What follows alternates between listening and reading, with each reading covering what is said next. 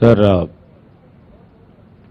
పెద్దలు ఉత్తమ్ కుమార్ రెడ్డి గారు ఈరోజు చేపట్టిన రివ్యూ కార్యక్రమంలో అనేక సందేహాలు మా గౌరవ సహచర మంత్రివర్గ సభ్యులతో పాటు ఎమ్మెల్సీ గారు ఎమ్మెల్యే గారు లేవనెత్తిన అంశాలకు సంబంధించి ప్రధానంగా ఈన్సీ గారు మనము గత 5 సంవత్సరాల నుంచి ఎన్ని టీఎంసీ వాటర్ని లిఫ్ట్ చేశాం, ఎన్ని టీఎంసీ వాటర్ని తిరిగి మళ్ళా వదిలిపెట్టడం జరిగింది గోదావరిలోకి.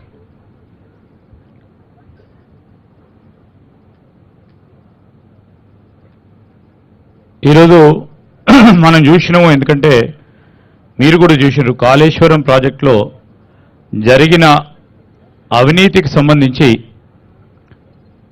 సిఏజీ రిపోర్టు నివేదిక ఇవ్వటం జరిగింది. ఇంతకుముందు పెద్దలు చెప్పినట్టు కేంద్ర జనవనరుల సంఘానికి సంబంధించిన డిపిఆర్ ప్రకారం 81,911 crores అయితే మనము చూపెట్టింది 1,49,317 కోట్లు. అంటే తేడా 67,406 కోట్ల రూపాయలకు సంబంధించిన డిఫరెన్స్ ఉంది. అదేవిధంగా ఈరోజు మనము ఒక్క టీఎంసీకి 10,000 ఎకరాలకి సాగుకు సంబంధించిన అంశము పరిగణలోకి తీసుకుంటాం. మరి ఈ ప్రాజెక్టుకు సంబంధించి ఉండేది 167 టీఎంసీస్. సరే, ఒకవేళ ఈ నీళ్లు సరిపోయేది ఒక ఖరీఫ్ పంట మాత్రమే, 2 పంటలకు ఈ ప్రాజెక్టు నీళ్లు అందుతాయని వాస్తవికంగా దూరంగా కనబడే అంశము. మాకు కూడా సందేహం ఉంది. ఈరోజు ప్రాజెక్టు వినియోగంలో విద్యుత్ ఖర్చు యూనిట్కి ₹6.40 ఉంటే, నేను అనేక సందర్భాల్లో మేము కోరినప్పుడు కేవలం ₹3 మాత్రమంటూ మీరు లెక్కల్లో చూపెట్టడం జరిగింది. అంటే ఈ ప్రాజెక్ట్ ఖర్చు చేస్తే ప్రతి రూపాయికి, ఖర్చు చేసే రూపాయికి మరి మీరు తీసుకున్న సంస్థల దగ్గర అప్పు దగ్గర ₹1.51 ఆదాయం వస్తుందని చూపించిండ్రు. కానీ రూపాయి ఖర్చు చేస్తే 75 పైసలే ఆదాయం వస్తున్నట్టు ప్రత్యక్షంగా కనబడతా ఉంది. ఇప్పుడు మీరు పెంచిన అంచనాల ప్రకారం లెక్కలు తీసుకుంటే రూపాయికి ఇంతకుముందన్న 75 పైసలు వస్తుండే, కానీ ఇప్పుడు రూపాయి ఖర్చు చేస్తే 52 పైసలు మాత్రమే ప్రయోజనం చెందే విధంగా ఉంది. మరి కాళేశ్వరం ప్రాజెక్టు ద్వారా ఎకరా భూమికి నీరందించడానికి అయ్యే ఖర్చు ₹46,000. అయితే ఎకరా సాగు ద్వారా వచ్చే ఆదాయం ఇందులో సగం మాత్రమే.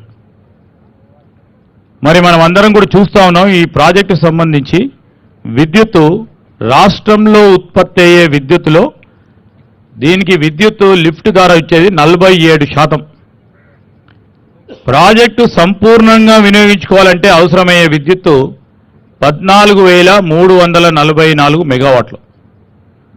అంటే మొత్తం మీరు చూస్తే మొత్తం ప్రాజెక్ట్ అయిపోయే వరకు ఈ ప్రాజెక్టు రాష్ట్రంలో ఉత్పత్తి అయ్యే విద్యుత్తులో దాదాపు 90% ఈ లిఫ్ట్లను పరంగానే, అంటే గృహ వినియోగం పోతుంది, ఇండస్ట్రీ డిమాండ్ పక్కన పెడతారు. సో మొత్తం 90% ఈ విద్యుత్తు కేవలం లిఫ్ట్ వరకే ఉపయోగించుకునే విధంగా ఉంది. సో ఇవన్నీ అనుమానాలు మీరు నివృత్తి చేస్తారని ఆశిస్తూ ఉన్నాను. మరి 3వ టీఎంసీ నీటిని ఎత్తిపోయడానికి అయ్యే ఖర్చు 28,150 కోట్లు. మళ్ళొక అంశము మేము పేపర్లో చూసినాం, అనేక సందర్భాల్లో ఆ మల్లన్న సాగర్ దగ్గర ఆ రిజర్వాయర్ నిర్మాణ ప్రాంతంలో భూకంప ప్రభావాన్ని నిజంగానే అధ్యయనం చేసిండ్రా? చెయ్యకుండానే 50 టీఎంసీల రిజర్వాయర్ నిర్మించడానికి మీరు మొదలు పెడితే మేము క్యాబ్ రిపోర్ట్లో చదివాం, క్యాగ్ రిపోర్ట్ దాన్ని తప్పుపట్టింది. ఇది వాస్తవం ఎంతవరకు ఉందని నేను వారిని కోరుతా ఉన్నా. అదేవిధంగా మనం అందరం కూడా చూస్తూ ఉన్నాం. నేను గౌరవ మంత్రి గారిని కూడా కోరుతా ఉన్నాం. ఈరోజు ఎల్ఎన్టీ నిర్మాణం చేసిన ఈ మేడిగడ్డకు సంబంధించి ఇది చిన్న వ్యవహారం, మొత్తం కాళేశ్వరం ప్రాజెక్టు. మిగతాకు సంబంధించి ఈరోజు బ్యారేజీలు గారి లేకుంటే మీరు ప్రచారం చేసే విధంగా బాహుబలి పంపులకు సంబంధించిన అంశం తేటా తెల్లంగా రాష్ట్ర ప్రజలకి ఆ పంపులకు సంబంధించిన క్వాలిటీ ఏంది, ఆ పంపులు ఎక్కడి నుంచి తీసుకొచ్చారు, ఆ పంపులకు సంబంధించిన అంచనా వ్యవహారం, ఈరోజు ఇక్కడ ఆ పంపు సెట్స్ దొరుకుతాయా, కాంపిటేటివ్ రేటుని ఇవ్వటం జరిగిందా, ఇవన్నీ కూడా ఇంతకుముందు మా శ్రీనివాసరెడ్డి గారు చెప్పినట్టు ప్రతి విషయం కూడా జనం చర్చించుకుంటున్న సందర్భంలో ఇవన్నిటిని కూడా పూర్తి స్థాయిలో అధ్యయనం చేసే విధంగా నేను మంత్రి గారిని కూడా కోరుతా ఉన్నా. ఇంకో ప్రధానమైన అంశం, ఇక్కడ ఇదే ఊర్లో నేను గౌరవ సిఈ గారిని కూడా ఈఎన్సీ గారిని కోరుతా ఉన్నా. సార్, నేను మంత్రి గారి దృష్టికి తీసుకొస్తా ఉన్నా.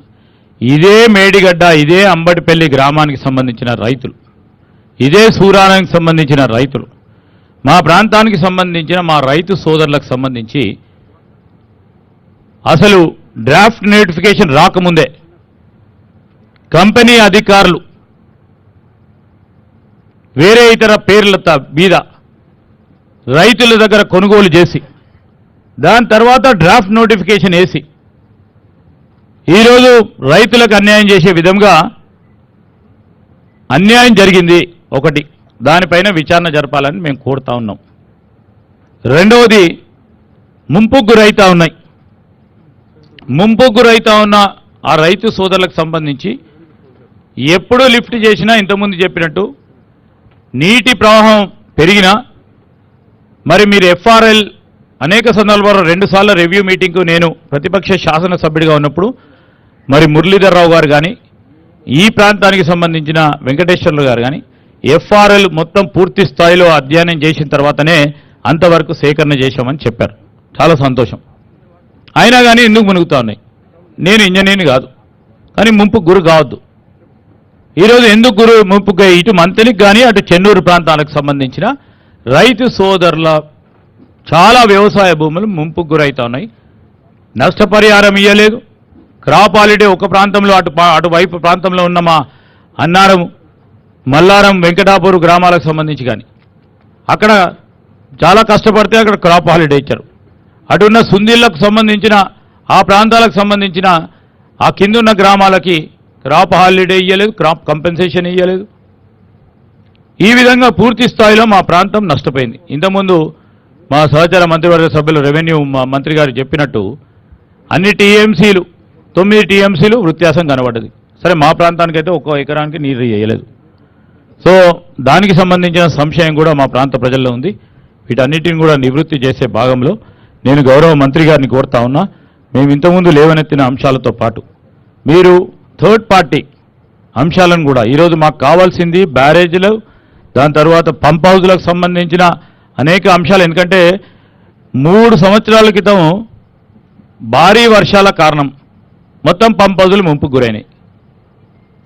ఇవన్నీ దృష్టిలో పెట్టుకుని పంప్ హౌజులు ఎక్కడ కట్టాలో అక్కడ కట్టాల్సిన అవసరం ఉండే, కానీ పంప్ హౌజులు ముంపుకు గురైనాయి. సాంకేతిక లోపం ఉంది, ఖచ్చితంగా లోపం ఉంది.